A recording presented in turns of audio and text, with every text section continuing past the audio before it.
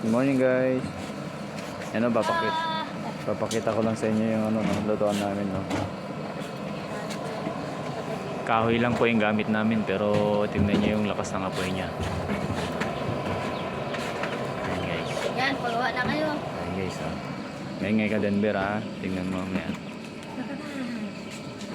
Ayan guys. So, content tayo, ngayon mo. Ipopost ko to sa YouTube. Live yun. Pag lalaksan mo, dito mo lang siya laksan. Ayan.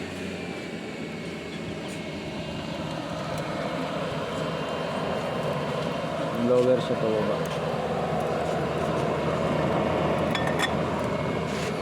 Hindi gano kalakas yung apoy niya guys, oh.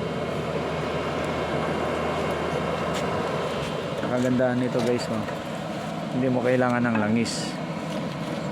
At yung langis, pagka i-compare mo siya dito pagdating sa paghuhugas ng plato, kaldero, mas marumi po kasi yung langis. Ang hirap po tanggalin. Pag wala ka dun joy or mga soup na pang dishwashing, hindi mo na ho matatanggal. Hindi tulad ng ganito, uling lang, kahit walang sabon, buhangin lang o kaya yung abo lang din ng panghuhugas mo, kakaskas, matatanggal na rin po, ano. Di tulad po nung langis na kailangan mo talaga siyang hugasan ng mabuti, para kasi kung hindi po mahugasan ng mabuti yung ganun pong langis, dumidikit po yun sa mga plato natin, baso. So nahahawa po yung dumi doon sa plato natin, no, saka sa ibang gamit natin na pangkusina. Kaya para sa akin, nire-reject ko yung langis.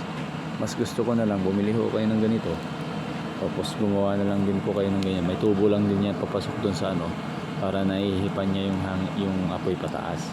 Tingnan nyo guys, ang lakas. Hindi mo kailangan yan umihip-ihip guys, no? Gusto niyo laksan ko pa yan. Yan. Sobrang lakas yan guys. Kung gusto nyo nag-apply, ito guys, napakaganda to para sa kusina.